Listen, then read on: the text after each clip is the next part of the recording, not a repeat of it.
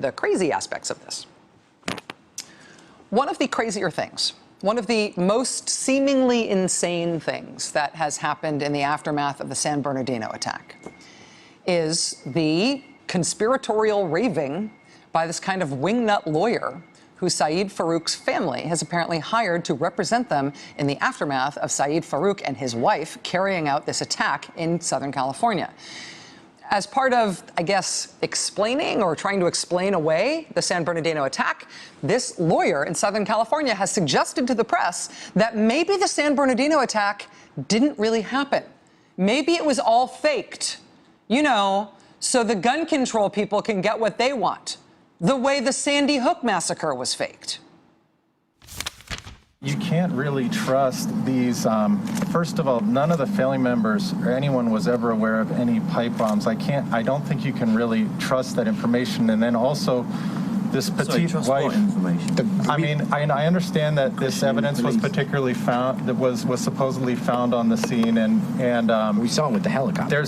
There's a lot of motivation at this time to create to emphasize or create incidents that will cause gun control. There's a lot of motivation at this time to create incidents that will cause gun control. He's suggesting that all this news about there being some kind of massacre in San Bernardino was manufactured by people who want gun control. Because, well, you know, of course, it's happened before. It doesn't seem plausible to us that this petite woman would be involved in this sort of hyper-caricatured kind of Bonnie and Clyde crazy scenario. But, I mean, there was a lot of questions drawn with regard to Sandy Hook and whether or not that was a real incident or not. We just don't know. But, I mean, obviously these things were found there. How they got there, we don't know. There was a lot of questions drawn with regard to Sandy Hook and whether or not that was a real incident or not. We just don't know. This is insane, right?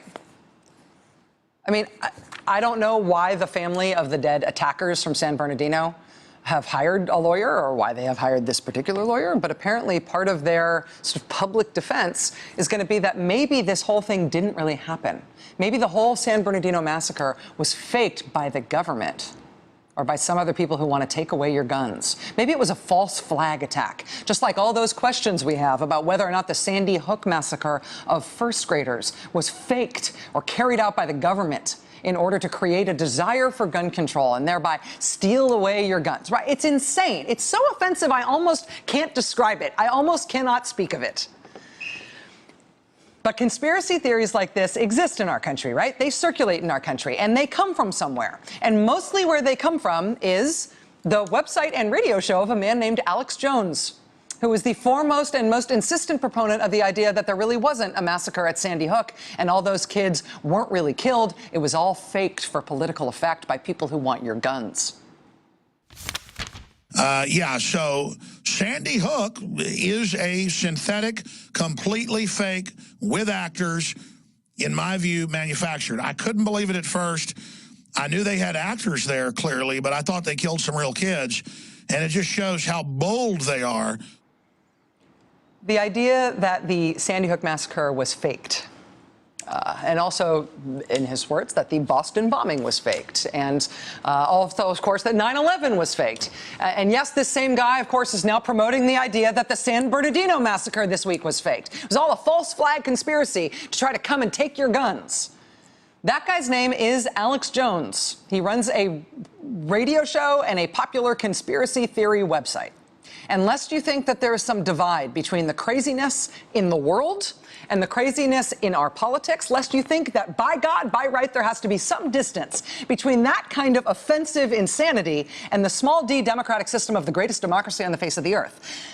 Lest you think there's any distance there, let it be known that on the day of the San Bernardino attacks, that morning, before we got word that that massacre had happened, that day, the prohibitive frontrunner for the Republican presidential nomination spent that morning doing a half-hour-long, fawning Mutual Appreciation Society interview with Alex Jones, with the guy who says that those kids didn't die at Sandy Hook. Sandy Hook massacre was a fake, and the Boston bombing was a fake, and 9/11 was a fake. And later that day, after we learned about San Bernardino, of course, he says that San Bernardino was a fake, faked by these people who act these things out as elaborate hoaxes to take your guns, because that's what the U.S. government does.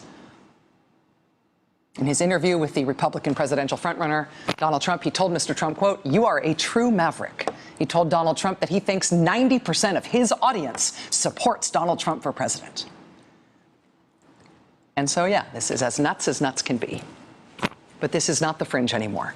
This is the modern Republican Party, and it looks like they are really going to do this. Hold on. This might hurt.